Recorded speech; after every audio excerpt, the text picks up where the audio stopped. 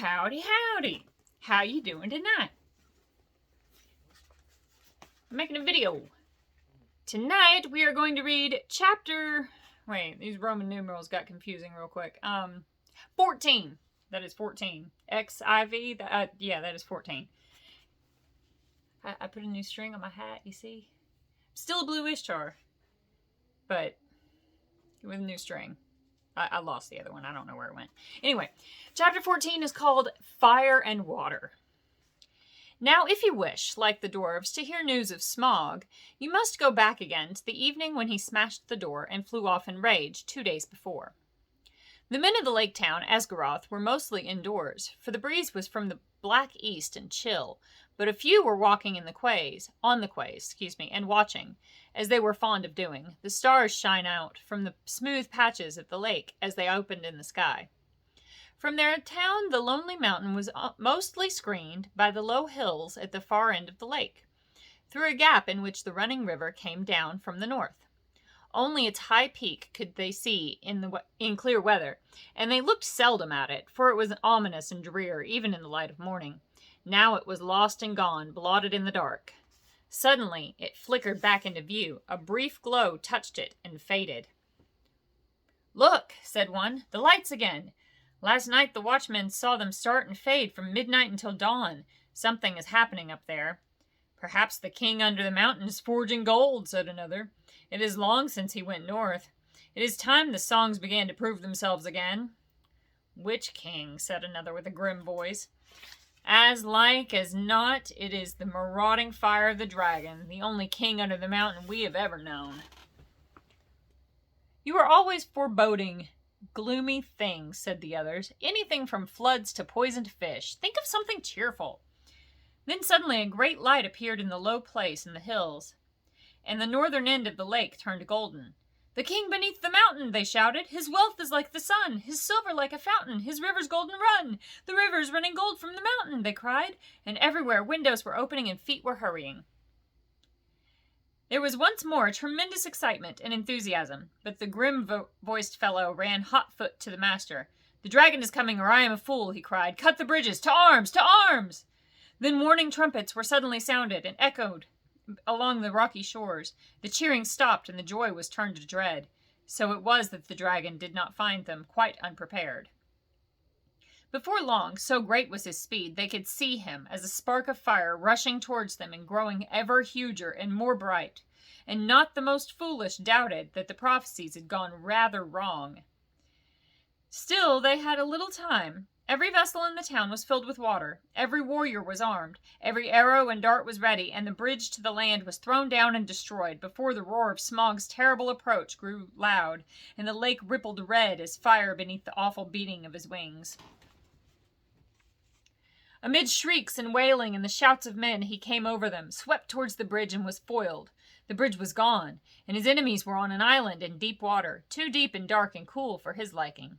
If he plunged into it, a vapor and a steam would arise enough to cover all the land with a mist for days. But the lake was mightier than he. It would quench him before he could pass through. Roaring, he swept back over the town. A hail of dark arrows leapt up and snapped and rattled on his scales and jewels, and their shafts fell back, kindled by his breath, burning and hissing into the lake. No fireworks you ever imagined equaled the sights that night.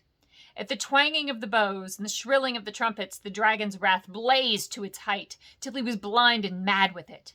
No one had dared to give battle to him for many an age, nor would they have dared now if it had not been for the grim-voiced man, Bard was his name, who ran to and fro, cheering on the archers and urging the master to order them to fight to the last arrow. I like Bard. He's pretty cool, other than being so grim. Very grim. Fire leapt from the dragon's jaws. He circled for a while, high in the air above them, lighting all the lake. The trees by the shores shone like copper and like blood, with leaping shadows of dense black at their feet. Then down he swooped, straight through the arrow storm, reckless in his rage, taking no heed to turn his scaly sides towards his foes, and seeking only to set their town ablaze. Gracious, sorry.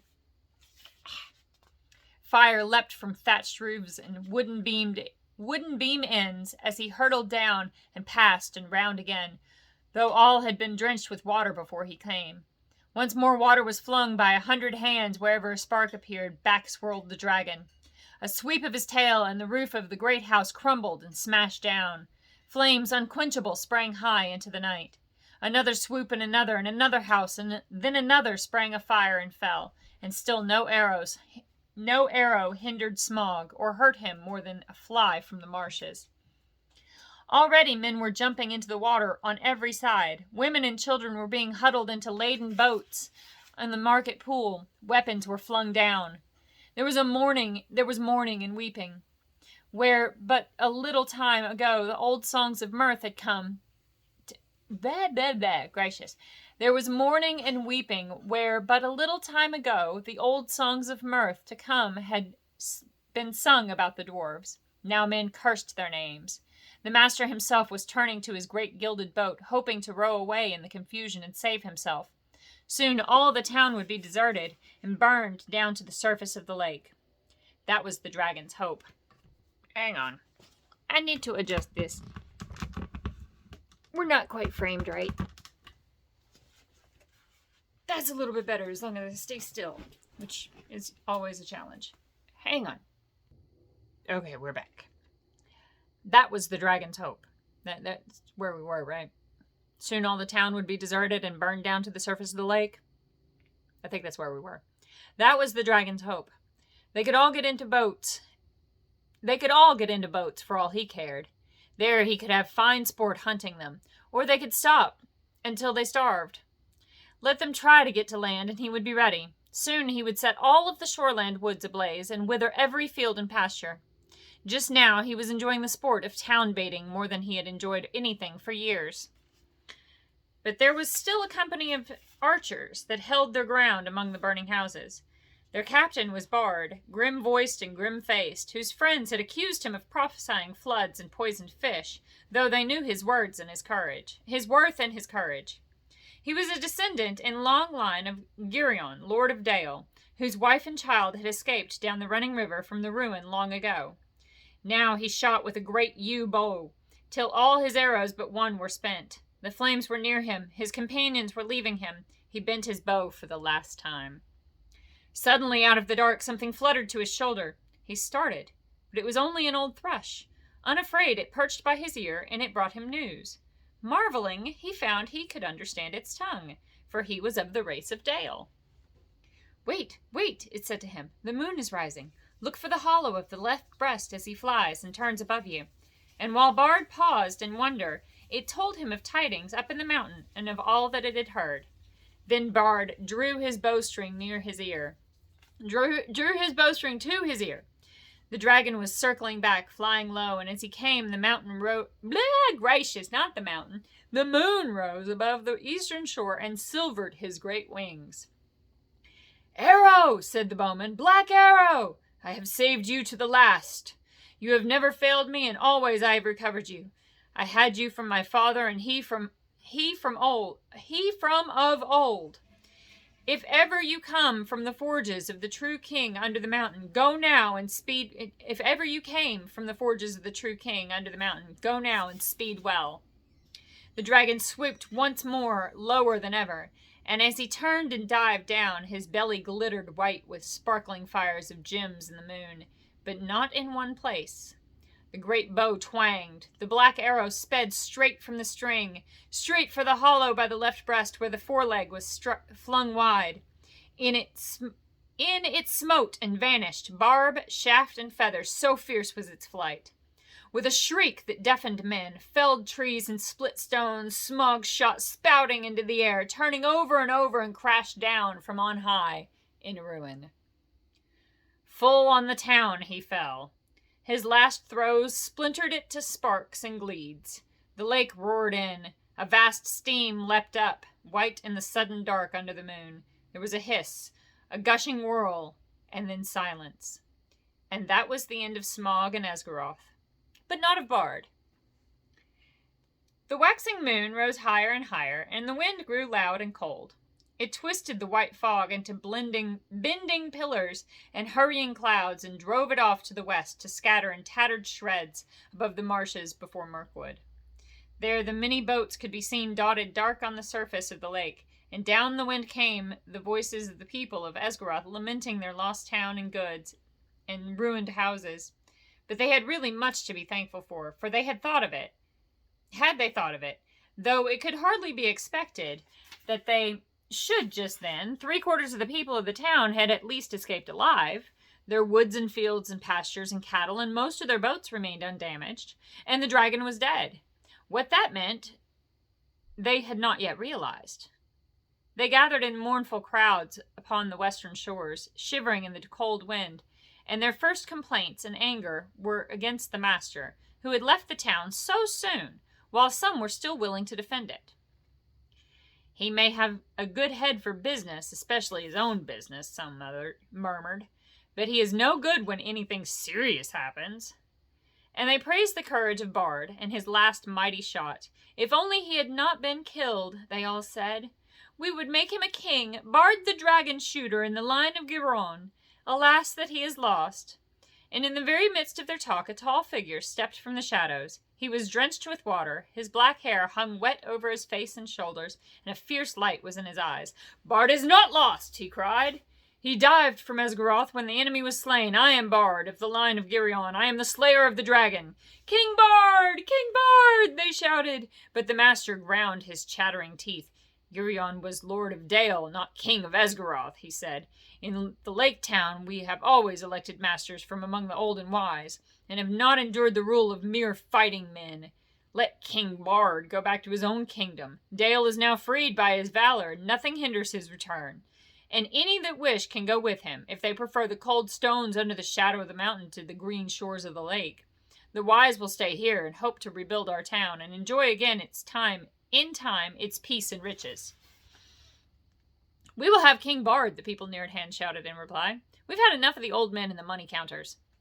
And people further off took up the cry, up the bowmen and down with money bags, till the clamor echoed along the shore. Down with money bags. I like that one. That's cute. I am the last man to undervalue Bard the bowman, said the master warily, for Bard now stood close beside him. He has tonight earned an eminent place in the roll of the benefactors of our town, and he is worthy of many imperishable songs. But why, O people? And here the master rose to his feet and spoke very loud and clear. Why do I get all your blame? For what fault am I to be deposed? Who aroused the dragon from his slumber, I might ask? Who obtained of us rich gifts and ample help, and led us to believe that old songs could come true?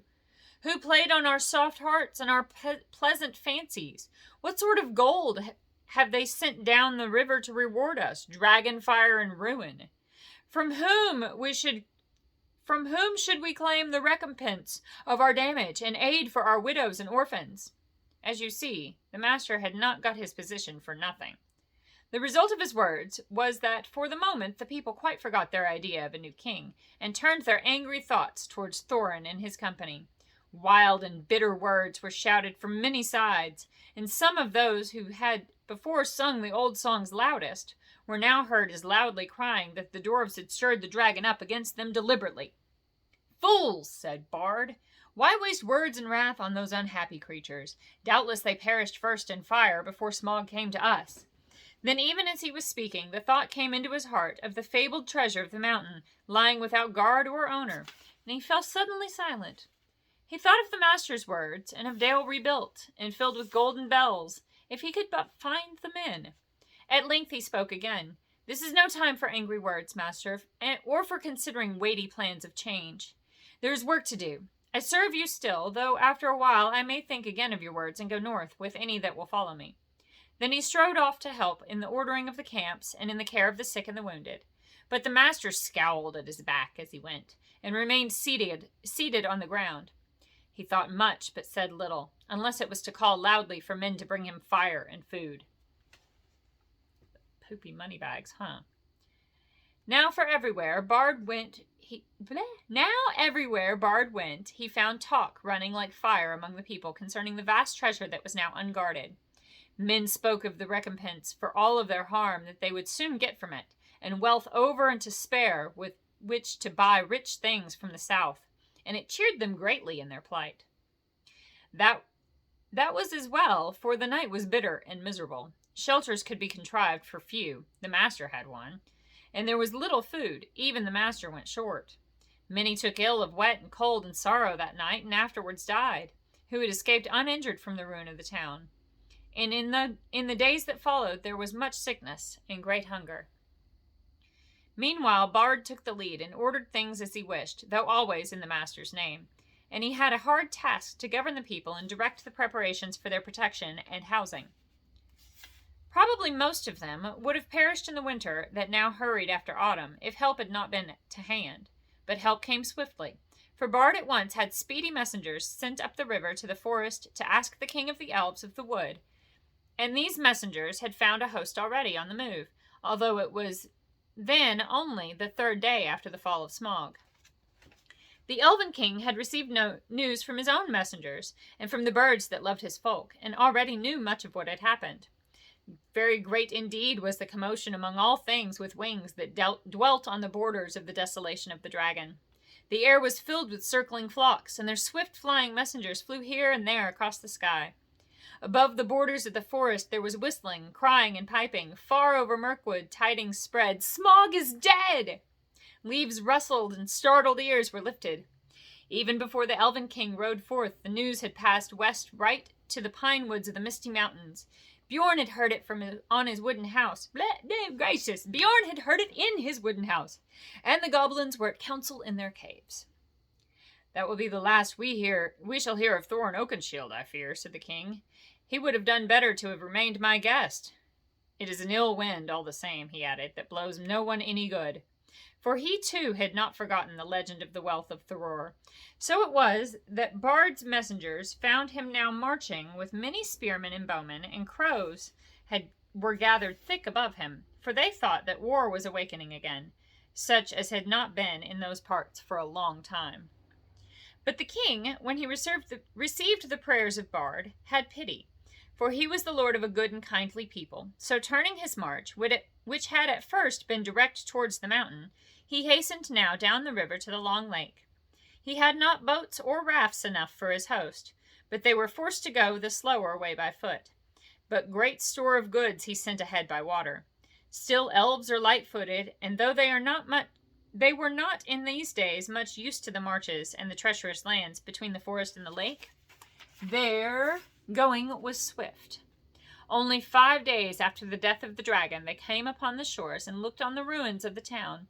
Their welcome was good, as may be expected, and the men and their master were ready to make any bargain for the future in return for the Elven King's aid. Any bargain for the future in return for the Elven King's... Yeah, sorry, there was a weird pacing.